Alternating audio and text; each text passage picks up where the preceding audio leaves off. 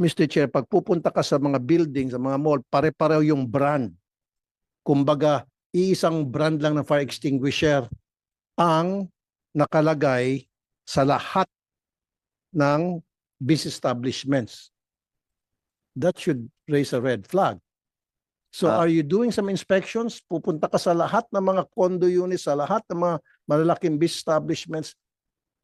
Bakit iisa lang ang brand ng fire extinguishers? Kasi kung iisa lang brand ng fire extinguishers, ibig sabihin, yun yung pinaburan ng BFP inspectors. Of course, with the blessings of the higher-ups sa BFP.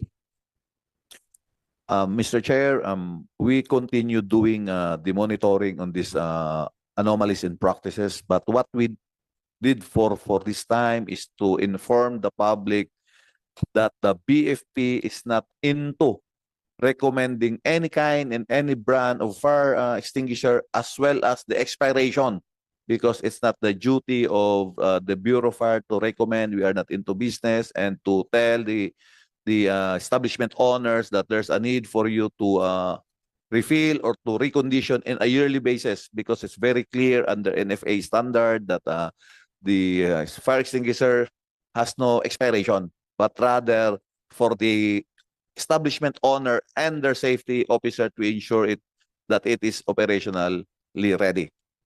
Then we already instructed our regional directors to constantly monitor on these particular anomalies of engaging into the business practices of dealing a certain brand of fire extinguisher, Mr. Chair. A follow-up question also. What's your name? Again, sir? What's your name? Chief Superintendent Rico Cuadjo, sir. Okay, Chief Superintendent. Another observation that I had in the past ay yung mga personnel ninyo sa BFP ay kasosyo o direktor sa mga manufacturer ng fire extinguisher. Is that something that you have already investigated? Because in the past, ako mismo na-research ko yun at in-expose ko nga sa radio program ko yun. So, ngayon ba gumagawa kayo ng investigation? Baka meron dyan mga kamag-anak, misis, pamangkin ng mga taga-BFP na kasama sa manufacturers ng fire extinguishers. Yes, sir. Isa po yan ngayon sa tinitingnan namin kasi nga po umaabot na sa amin na hindi lang ho certain brand ang nire-recommenda kundi yung sarili pa nilang negosyo. Dahil nga ho may mga kasamahan kami na nag-engage, and that is a conflict of interest. It is part of our monitoring, Mr. Chair. We send the public this particular platform of e-reklamo para immediately ma-inform po ang BFP kung mayroon ng mga anomalies na nangyayari. And second, Mr. Chair, we will be doing a multi-stakeholder forum to discuss these things, and I plan, hopefully, Mr. Chair, that I can establish BFP and Industry Advisory Council, so we can, on a regular basis, we can immediately address this particular concern of engaging anomalies within the guise of fire safety inspection, Mr. Chair.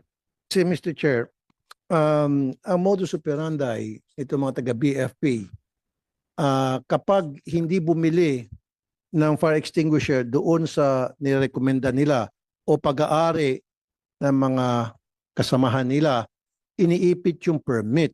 Yun yung sumbong na palagi ko natatanggap noon pa. And I've been exposing that time and time again. Kaya again, sabi ko kanina, I was very happy when DILG Secretary John Vic Rebulla in-expose itong kalukuhan na nangyari sa BFP. Hopefully, sana matigil na po talaga ito. Yes, Mr. Chair. We assure you that this kind of anomalies and practices done by very few personnel, with all due respect to the men and women of the BFP, very few ones who are doing this kind of practices. We initiated what we call a flaming sword plan to ensure that this anomalies is being monitored and acted immediately. And soon we will be adopting a BIN scheme or a business ID number inspection scheme, that no fire safety inspector will identify a certain establishment to be inspected, but rather it will be a system generated kind of inspection order. There will be no, wala akong babalik na inspector na mag-inspect sa same establishment so we can monitor on the makikita ho anong mali. Then it will be like the LTO renewal of registration. That establishment renewed their FSIC on demand corresponding to the last number of their BIN para ho we can distribute and we can easily monitor anomalies, Mr. Chair. Kaano po katagal o meron bang deadline para ma-release na po yung permit ng isang establishmento? Kasi habang tumatagal, wala naman kayong sinasabi. Halimbawa, sa BFP, in fairness, they're gonna say anything na, hoy, you need to come up with something. Pero iniipit, tumatagal yung pag-release ng permit, napipilitan itong business owner to come up with something na para mapabilis na yung proseso. So dapat meron kayong deadline, meron kayong number of days na allowed na after that, kailan ma-release na. Yes, Mr. Perfect. Chair, we have a citizen charter in accordance to the Ease of Doing Business Act. There is a certain number of days that this particular establishment can secure their FSIC. Pagka hindi ho pumasok doon yung number of days, then the fire stations, whoever will be the fire, is answerable to this problem, Mr. Chair. Rest assured that we will go into that particular situations, and the citizen charter is already being disseminated all over the countries, and we will post that in our page so that people can see the number of days, the calendar of days that they must secure these necessary permits coming from the BFP, Mr. Last Chair. question na lamang sa BFP, Mr. Chair. Last year, nag-ikot po ako sa mga manufacturing company na Botas, dyan sa Campanaba, Caloocan, and lahat na napuntahan namin, kasama yung mga taga-BFP, I don't know if yung mga, nung mag-ikot ako, meron bang kasama doon? Wala ata sila dito. Halos lahat sila hindi na-inspect ng BFP, yung mga fire extinguishers. Kung na-inspect man, hindi ko alam bakit nakalusot pa rin. A, is it because konti lang yung fire extinguisher doon, walang kikitain? Or B, nung mag-inspect, nakapikit, nakapiling yung mata habang ginagawa inspection.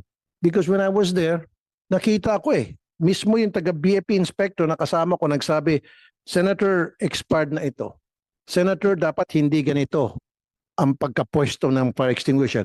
Dapat mas malaki, dapat yung may gulong, dapat doon, hindi sa kaliwa, sa may kanan, dapat merong fire exit, etc. Very important po mag-inspect kayo sa mga manufacturing company kasi marami po mga empleyado doon during working hours. What happens kung may nasunog? Di marami matutusta ng mga manggagawa natin.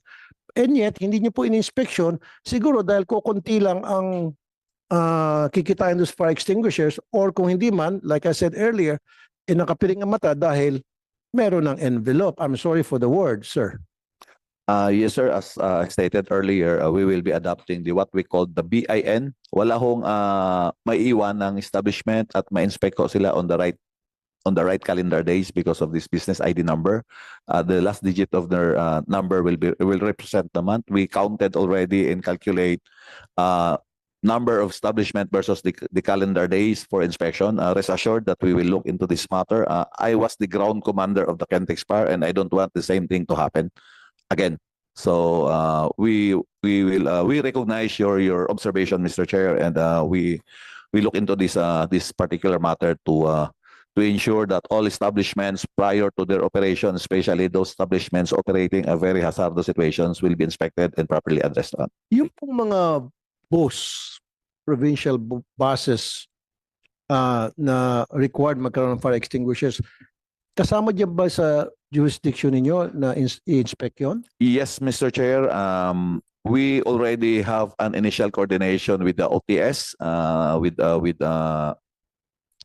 General Cruz, and I told him that there's a need for us to really implement this kind of safety because there are so many. No, my question, sir, jurisdiction yun. Yes, Mr. Chair, kasama Then po siya your sa city. people are not doing their job because nag-inspect din ako last year sa napakarami mga buses, expired yung mga fire extinguishers. So pag nagkaroon ng sunog, useless. Hindi masasalba yung mga pasahero.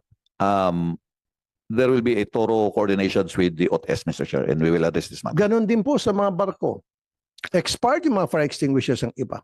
So ibig sabihin, hindi rin kayo nag-inspect. Di ba kasama rin sa responsibility niyo? Basta fire extinguisher ang pinag-usapan, dapat kayo po nag-inspect. Mr. Chair, for vessels, it's the marina. Marina, okay. What we are into is when the vessel is on dock, in case of fire occurrences and incident, it's the BFP who will take charge of. Okay. Well, then may na-inspect ako isang barko, yung exit nila, nakakandado, nakatali, sira.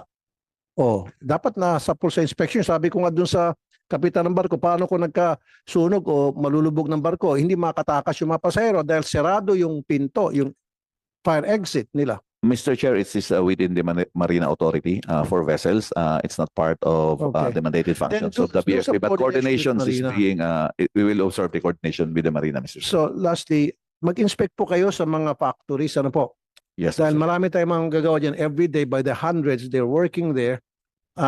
Mainit, tapos walang fire exit. In fact, meron ng incidents in the past, many years ago, na natusta yung mga manggagawa dahil sinesira ng mga owners ng factory yung mga fire exits kasi iniisip nila baka magnakaw, magpuslit ng mga produkto. That's why they locked it. Nang nagkaroon ng sunog, ilan mga manggagawang nasunog. So you have to inspect, please, itong mga factories, okay? Thank you, Mr. Chair. Yun lang for Duly now, noted, Mr. Mr. Chair. sa Bureau of Fire. Siguro just a follow-up siguro yung po sa mga usually fire tsaka yung mga doors, di ba dapat Chief Superintendent, nagkaroon tayo ng dati problema yung sa ozone dahil yung pagbukas ng pinto. Yung flow po ng Yung flow directions dapat- po ng Does the BFP check on that also? Para yes, for Mr. Chair, safety? is part of the Dapat safety. palabas na di ba? Yes, Mr. Chair, Oh. is part of the safety requirements. It depends on the type of occupancy, Mr. Chair. Siguro just a quick question to follow doon sa linya ni Senator Tulfo as the one who is defending the budget of the DILG, which includes the BFP. How effective is the use of body-worn cameras for the fire inspectors? Maganda yan. No, at least tuwing may inspection sila. Are all inspectors required to wear the body-worn cameras now? Yes, Mr. Chair, before a fire safety inspection to be conducted, the fire safety inspector must wear, as instructed by the secretary, wear the body-worn camera. It's effective because we're able to monitor. Unfortunately, it's limited. That's why my next That's question. why, yes, sir. What is the inventory of our present body-worn cameras now sa BFP and how much more do we need para itong sa darating na budget season mapaghandaan na po natin? Yes, sir. For now, around 50% covers the fire safety inspector. Kaya ho, mag-antayan matapos yung isa, sir, bago makapag-inspect. But hopefully, we will be able to secure more in the future so that everybody who will be conducting fire safety inspector will have the body-worn camera. Okay, thank you. Yes, Senator Tulfo. Ito pa, no?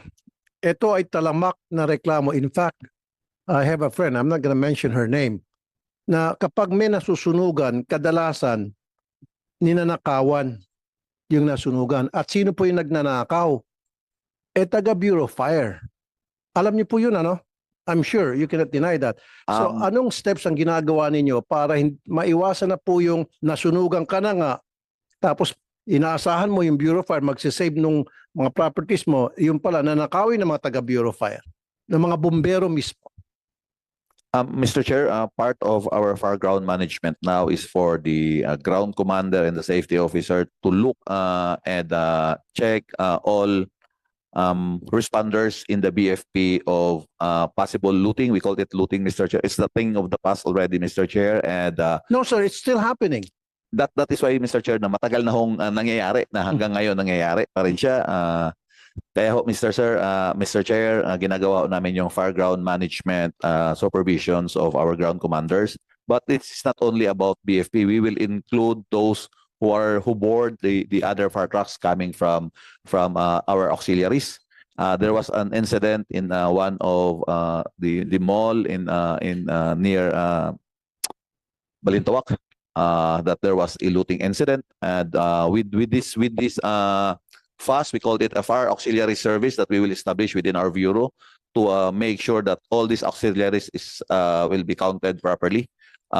It will be part of the fire ground management supervision. So meron kayong ground commander Yes, na Mr. Chair. nandoon habang ginagawa nila yung mga bombero yung kanilang trabaho, habang Yes, inaapula Mr. yung sunog. And then after that, minomonitor nyo kung They will be nasaan itong inspected. mga Yes, Mr. Chair. itong bombero, and then ini-inspect nyo yung mga Yes, sir. sasakyan nila. Bago ho umuwi ng fire Na. station, doon pa lang sa ground, ipapa-check na ho namin yung mga sasakyan, yung mga suot na bunker coats nila. Sasakyan na Yung fire trucks, Mr. Chair, at saka yung mga suot nila. Sorry, so you were born yesterday. Hindi nila nilalagay sa fire trucks. Of course, nilalagay nila, may kasabot sila na may kotse, private vehicle. At doon nila sa trunk, nilalagay yung mga nanakaw nila. It's not sa fire truck. Kasi pag fire truck, of course, very obvious, maraming tao nakatingin. Usually pa simple, pinapasa sa mga sakyan. Hindi nyo pala alam yon, sir? Mr. Chair, may mga nababalitaan ho kami, and that is why we intensify this fire ground management functions of our ground commander. That will maybe extend to even in the fire scene, that these officers will be looking into how the firefighters inside the burning building doing. Kasi Kasama Mr. po Chair, siya, Mr. Chair. nung panahon pa ito, hindi itong present administration. Yung kahadiero, yung maliit, dalawa na na bumbero, buhat-buhat at nilagay sa kotse. Tapos once na nilagay sa kotse, scared na at pinapalabas na yung kahadiero ay ang may-ari ng kahadiero ay yung nasusunugan. Pero wag ka, yung pala bumbero na inalis lang muna ang damit para maikarga yung mga nanakaw sa loob ng kotse, sa loob ng trunk. And then, once nakatakas na yung sasakyan, babalik ulit doon, susuot na ng uniforme nila. So, that is something that you have to Yes, monitor. Mr. Chair. We recognize that, Mr. Chair. And I would like also to share, Mr. Chair, that there are also firefighters who nagsauli din po ng mga na-save nilang mga precious or cash doon sa mga nasunugan. But as I said, we recognize this. This is happening, and we have to look into this one closely so we can avoid the same incidents to happen in the Thank you. Okay, Mr. Chair. Salamat, yung admission is very important para ma-address mo yung problema. Kasi pag nag-deny ka, paano ma-address yung problema if you keep on denying? In this case, I really commend you and I salute you, sir, Thank you, sir. for admitting to those sa lahat ng mga nabanggit ko na mga nangyaring katiwalian at ginagawa niyo para magawa niyo ng paraan. Salamat po. Thank you, Senator Tulfo. Likewise, siguro, if I may add, we are doing everything to give the men and women of uniform the benefits that they deserve. So inaasahan din namin na magiging maayos ang kanilang sa kanilang tungkulin na sana po mawala ni mga ganito. We don't hear of these things. We hear about these things. Naririnig din man natin yun talaga. Legit yung mga binanggit ni Senator Tulfo. So sana po kami on the part of the Senate, siguro tulad na lang nung halimbawa, subsistence allowance ng uniform personnel ng PNP, BFP, and BJMP and Coast Guard. Lahat po yan in-increase ng Senado. No? Alam po niyan. From 150 pesos a day to 350 pesos a day. Lahat ng pwede natin ibigay. Now we are talking about the upgrading of the ranks, improving of itong classification of the ranks for the improvement of the agencies. Kaya we also expect the same amount, the honest service. No? So yun naman ang natin. We propose those things, lalo na itong increase in subsistence allowance during the budget hearings. It was an intervention by the Senate and approved and supported by Senator Tulfo and the rest of our colleagues. Inaprubahan namin yan. So we expect the same amount of service, simply yung tapat, no? So yun po. So now we can go on. Tanong ko lang tungkol po dito sa proposed measures regarding Republic Act 9263 amendment, no, yung pong upgrading of the rank structure and organization hierarchy of both the BFP and the BJMP. The intention appears to align the leadership structure with operational demands and evolving public safety responsibilities. The chair is very supportive of the men and women of the BFP and the BJMP. As you know, we have filed these proposed measures because we believe that we will not only improve the economic situation of our BFP and BJMP personnel. Kaya nga inaasahan natin mas magiging tapat po sila dahil sinusubukan natin mapaganda yung kanila pong compensation, no? So for the record, Para sa alam ng kabayan, how would this restructure concretely improve command efficiency and service delivery on the ground? Siguro pwede nang magsimula ang ating si BFP then BJMP. As earlier stated on my opening statement, Mr. Chair, that providing an additional rank to BFP somehow motivate and uplift the entire morale of the organizations at par with our counterpart. But this is not about, yun bang tinitingnan lang ho namin, nakapantay namin yung police. I have classmates in the PNP who are soon to become 3-star generals, and me myself is only 2-star. It's not about that. It's really about the evolution of the fire service, Mr. Chair, that the functions of the BFP under the Republic Act 11589 on the modernization expand too much. Hindi na ho yung makalumang bumbero, Mr. Chair, na pumapatay lang ng apoy. Ang laki na ho na naging responsibility. And how to entice expert people joining the BFP is for looking that there is a future in the BFP because they will be soon getting a 4-star rank, Mr. Chair. That's all, Mr. Okay, thank you sa BJMP. Jail Chief Superintendent Dennis Ocamora. Thank you, Mr. Chair. Sir, as far as the BGMP is concerned, the BGMP is almost similar to the organization structure of BGMP is almost similar to the PNP. Sir, we have the chief, the command group, then the director of directorates, and the regional directors. So, under the current setup, sir, 2-star lang yung chief namin. So, wala na, sir, napupuntahan yung iba pang nasa kasunod niya. Hindi na po. Whereas, the BJP organization is sir, lumalaki ng lumalaki habang tumatagal because we were given additional of 2,000 yearly. So nagiging yung pyramidal structure, sir, ng manpower requirement hindi na, sir, nasusunod, nagiging masyadong marami na sa ibaba, then sa taas, sir, masyadong mataas. Kaya nga, sir, parang nalilimit na lang yung mga positions or ranks na pwedeng puntahan ng iba namin mga senior officers. So, the same with the PNP and AFP sana, sir, pareho lang rin kami ng structure. So, dapat ganun na rin, sir, yung magiging structure ng BJMP. Okay, thank you.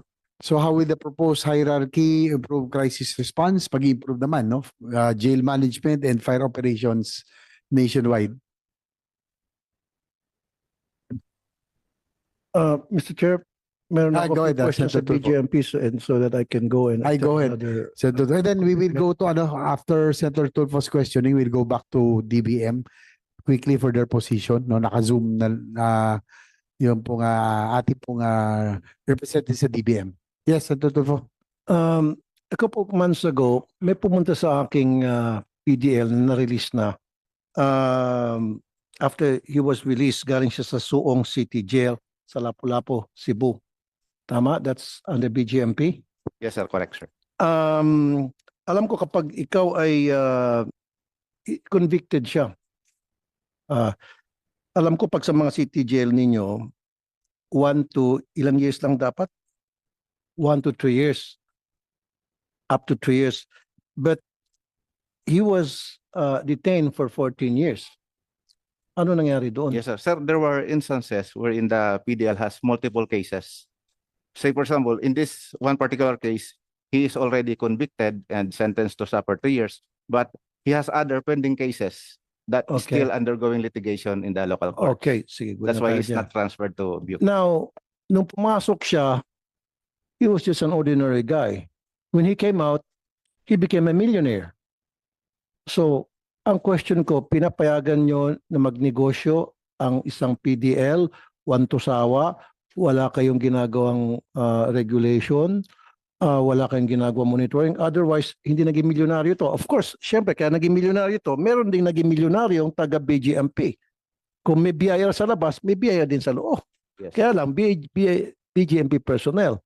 So, how did that happen? At isa pa, Mr. Chair, alam ko sa policy ninyo, sa telephone calls, binibet nyo muna 5 relatives ng isang PDL, ililista, ibibigay sa inyo nung PDL, tapos ibibet nyo kung talagang relatives yun, and then 5 na professional, pare, abogado, diba? A lawyer, etc. hindi ata kayo gumagawa ng ganong klase monitoring. How? Because yung pumunta sa akin, nagbebenta siya ng telephone card. Electronic telephone card at wantusawa, pwede magtawag kahit sino. Pwede tawagan kahit sino. Kaya yung mga PDL sa loob, kunyari drug lord ka, pwede magtawag, tuloy-tuloy pa rin negosyo mo sa labas kasi wantusawa ang pagtawag mo ng paggamit mo ng telepono at tawagan mo kung sinong gusto mo sa labas. Yes, Mr. Chair, Your Honor. Nangyayari po talaga yan. But in that particular case, Your Honor, it appears that the jail warden is remiss in his duties because he is not implementing the policies in place with regards to implementation of affording telephone calls to the PDL and those who transact doon sa aming tinatawag na jail commissary. Hindi talaga po dapat nakakapag-negosyo yung PDL namin sa loob ng jail. But in that particular case, sir, it appears na nakapag-negosyo. So, liable po yung warden doon. So, ano yung current policy ninyo about commissary? Kasi kung nangyari sa Cebu, nangyari yung sa Manila. So, ibig sabihin, anybody pwede magnegosyo ng canteen o kung ano man gusto niya ibenta, electronics, cell phone cards. Is that being allowed? No, sir. Sir, first yung commissary, sir, itinatag yan para ma-limit yung mga dinadala ng mga dalaw kapag pumunta sila sa jail. Kasi nga, karamihan na rin doon sa mga dinadala ng mga dalaw, doon pinapalaman. So who owns the commissary? Sir, it's under the management of the jail warden. But sino nagkakapital? Yung mga jail personnel din, sir. Jail personnel or the PDLs? No, sir. Kasi yung sa The nangyari sa personnel, Cebu, yung PDLs, nagkakaroon silang kanya-kanyang negosyo doon. ang nangyayari po kasi doon, sir, yung proceeds or yung profits na ma-generate doon sa jail commissary, dapat din mapupunta rin siya sa livelihood programs ng jail. Pero ang nagkapital po nun initially ay yung mga jail personnel. So jail personnel ng kapital. Yes, sir. Pero yung pera, ano nangyari, pagdating sa hatian, kasi sir, nalilito ka. What I said earlier, itong PDL na lumapit sa akin, dumating siya sa kulungan, ordinaryong tao. Paglabas niya, milyonaryo na siya. Kasi pinayagan siya na magkaroon ng negosyo sa loob ng kulungan. Yes, sir. Yun sir ang violation BGF doon, hindi po facility. talaga dapat nangyari. And I was informed na hindi lamang sa Cebu nangyari ito, kundi sa iba-ibang facility na under sa BGMP. Yes, sir. It is being allowed na yung mga private or PDLs, they're being allowed na magnegosyo sa loob, maging sa telepono. I'm very particular dun sa paggamit ng telepono. Yung sa mga pagkain, okay lang. Kasi there are times na kailangan nila ng kumain ng merienda na hindi naman appropriate ng BGMP. Pero dapat monitored yung pera na pupasok sa kanila to the relatives. Yan ang susunod na tanongin. How do you monitor that? Now, pangalawa, ang gusto ko talagang tutukan ninyo yung paggamit ng telepono. Kasi Yes, sir. kung, like I said earlier, pag mga drug lord na kulong dyan, pusher, tuloy-tuloy pa negosyo kasi pinapabayaan sila maggamit ng telepono, wantusawa. So how do you deal with that now, sir? Sir, yung sigurong paggamit ng telepono ng mga drug lords, yun yung mga puslit na telepono na nagagamit nila sa loob ng jail na hindi alam ng mga jail guards. Pero yung mayroon po talaga kaming ginagamit na telepono para sa legal na pagtawag ng Kaya nga, so PDL. sa telepono na legal na gumagamit ng Yes, telephone cards, tama? May binibentang telephone card sa loob eh. No sir, hindi po. Meron sir, meron. Telephone card Okay. na ginagamit, kinakaskas. Meron public phone sa loob ng mga BGMP cells, Yes, sir. facilities. Why is it being allowed? Oh, if it's being allowed, okay lang sa akin. As long as it's being monitored, dapat. Yes, sir. So, ang ina-allow namin, sir, ay yung pwedeng i-monitor ng jail personnel. Ang nangyayari niyan, sir, yung jail personnel ang magko-contact doon sa kakausapin ng aming PDL. And then, kapag Okay. na-contact na, ibibigay na sa kanya yung And then handset. naalis na. May nagmo-monitor lang, sir, na hindi naman, sir, sa talagang pinapakinggan, pero inoobserbahan lang, sir. I don't get it. Yes, sir. Inobserbahan pero hindi pinapakinggan. Yes, sir. Yung right Doesn't to make privacy dito kasi, sir, and communication ng aming PDL ay ina-observe din, sir, namin. So, hindi talaga namin kailangan. So what do you have to mag-eavesdrop. observe if you cannot listen, if you don't know what is being talked about during that conversation? the PDL and the person that he's talking sa labas. So you don't need to Yung mga monitor body them. language na lang sir na ano kapag medyo parang palihim na yung iba na yung punto ng usapan, saka na lang nag-i-intervene yung aming jail personnel. No, kasi sa ibang bansa tulad sa Amerika, minomonitor yung mga tawag Yes sir. Ang Kasi, okay, tulad yan, kunya sabihin 5 relatives, tama ba ako? Mali sa policy tama ninyo. sir. So magbibigay yung isang PDL ng 5 relatives na pwede niyang tawagan. At yan ay iniimbestigahan ninyo. Yes sir. Ginagawa niyo ba talaga yon? Hundreds and hundreds and thousands pa nga na PDL. So kung 1,000 sila, ita times 5 mo nagagawa niyo pa rin yon? I don't think so. Upon commitment kasi sir, tinatanong namin yung PDL kung sino yung kanyang immediate family member Correct. na pwedeng dumalaw sa 5 kanya at pwedeng tawagan. So, 5, tama? for sir namin yung kanilang telephone Kaya nga, number. 5. Yes. So dapat yan, iniimbestigahan nyo yung 5 yon. Yes sir. Kaya nyo? Ginagawa sir naman namin na talagang You're doing your best. Pero I don't Yes, think so, Mr. Chair. And then 5 na professional. Payag ako, I don't have any problem that the PDLs are allowed to call their relatives, to call their lawyers, the doctors, the priest or their pastors. I don't have any problem with that. The problem is, nakikita ako, kung pinapabayaan lang sila tumawag one to sawa doon sa mga katransaksyon nila ng mga tao and the reason why sila pinapunta sa jail. Kumbaga, tuloy-tuloy pa rin negosyo nila. If they're a drug lord or they're pusher, they can still call people outside to work with them para ituloy negosyo nila. That is something very important that should be monitored, sir. I Yes, don't sir. think we that is will being look done. into that sir. Yes sir. So itigil nyo na siguro yung mga card na yan. Dapat siguro kung akong tatanungin, meron kayong telephone na pwedeng gamitin ng mga PDL na libre. Huwag na kailang magbayad. It's either landline or cell phone. Yes sir. Di ba?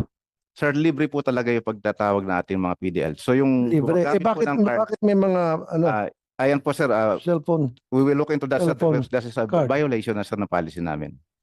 So, i-stop nyo na yon. Yes sir. Okay. How much money is being allowed for a certain PDL for him to accept from his relatives or friends going inside the BGM facility? Sir, ang allowed lang sa aming mga PDL is 1,000 per week na 1,000 per week. So that is like 4,000 a month. yes sir. So kailan ubusin niyo yung 1,000 a week Yes. bago siya allowed another 1,000? Yes sir, correct sir. And how is that being monitored? May mga jails kami sir na gumagamit na ng nung legal tender para What, sir? legal tender sir yung Legal tender? What is legal tender? Is the money yung mismo? parang Card? card sir. Yes, in exchange of money. Okay. Yes sir. So pwede Now- niyang ipalit yun sir yung kanyang 1,000. Correct. Pero paano sir? yun monitor kung naubos niya ba yun? O pwede niya itago sa kama, pwede niya ibaon sa lupa hanggang sa dumami yung pera niya at may later on gamitin niya sa kung anong kalokohan. Dapat digitalize. Yes sir. Yun Na nga, sir. para lahat ng lalabas na legal tender na sinasabi niyo, digitalize yun, nakapasok sa computer yun, mamamonitor niyo yung galaw sa loob ng facility. Na sabihin, alam ba itong si Juan, mukhang dumadami ng pera niya, lalapitan niyo, Juan, ayon sa monitoring namin, lampas ka na sa allowed na 1,000 per week, nakaka 2,000 ka na in this week lang. Yes, sir. Sir, Do you kung- follow me, sir? Yes sir. Sir, kung in-implement lang talaga ng warden yung policy, hindi po talaga dapat na lumampas ng 2,000 or 1,000. That Yes. policy is sa Cebu. Yes. What I'm saying is, dapat sa lahat ng facility, hindi lang sa Cebu facility, Yes sir. sa lahat ng facility ninyo, is it being done? Hindi pa sir dahil ilang jails pa lang sir yung nag-implement ng legal tender. So yung iba, cash basis pa rin po sir yung pinapadala ng ating ng mga visitors ng ating PDL. Ayan naman Okay. sir, kapag dumaan yan doon sa, mayroon po kaming property custodian, siya po yung hahawak sa cash ng PDL. Okay, yung sa kaso sa Cebu, naparusahan po ba yon? The last thing I know sir, Yung is official doon, yung jail warden doon sa Suong City Jail? yes sir. Nag-settle na sir sila na ibalik na yung pera nung PDL and under this investigation pa sir yung former warden kasi nga hindi na sir sila yung upo doon na warden, sir. Kaya nga, so yung former warden, gusto ko makasuhan po yon. Yes, sir. Iniimbestigahan, sir. Hindi ko pa lang, sir, alam ang status ng takbo ng Well, investigation. then give me give this committee, sir, a report kung ano na po nangyari doon sa investigasyon nyo. Yes, Mr. Chair. Ayoko magkakaroon po ng takipan, and then pag pinasin sa committee, and then the committee will give me a copy of that report para malaman ko kung talagang gumagawa kayo ng tunay na investigasyon. Yes, Mr. Chair. And then lastly, Mr. Chair, congestion. Namomonitor nyo ba yung sobrang congestion sa mga facilities Yes, ninyo? sir. In fact, meron pa ata na plug yung COA na sobra-sobra by the thousands ang sobra Yes, sir. ng mga inmates or PDLs. The sa good news, sir, facility is that our average congestion rate is decreasing. Nasa 273% na lang, sir, ngayon. But that is Okay. an average, sir. Pero mayroon talaga mga jail facilities na over 1,000 plus pa rin ang congestion rate, katulad nung sa Consolacion, Cebu, sa Muntinlupa, because wala po siya talagang malipatan na Okay. bagong jail Ngayon facility. kasi, Mr. Chair, summer na, in the past, nababalitaan natin, marami na namamatay ng mga PDL dahil sa thick dust Yes. because of overcongestion. So, na-address nyo po yan? Yes, sir. May mga advisories na kaming pinadala sa mga jails. Nanghihingi kami ng tulong sa mga, lalo na sa kaibigan namin sa Bureau of Fires para sa augmentation ng water kung kinakailangan ng additional water supply sa jails. Okay, isa na lang pala. Magkano ang budget ng isang PDL pagdating po sa pagkain? So 100, Umaga, tanghali, gabi. 100 pesos na po, sir, ngayon. From last year na 75, dinagdagan po, naging 100 na. Very good. Kasi dati ang nangyari, Mr. Chair, itong PDL, wala silang masyadong natatanggap na pagkain, mahirap sila, sasabihin sa relatives, tapos yung relatives gagawa ng diskarte, hanggang bandang huli, yung diskarte ng relatives, sila mismo makukulong na rin. So, meron kayong, so dinagdagan yung budget, Sir. so maayos ng pagkain, Nag-i-improve na, sir. PDL. Yes, sir. And then, anong mga sample lang sa mga ulam nila, anong pagkain na sa umaga? Hindi sa kinakampihan ko itong mga PDL dahil karapatan din nilang kumain ng maayos. Hindi, kasi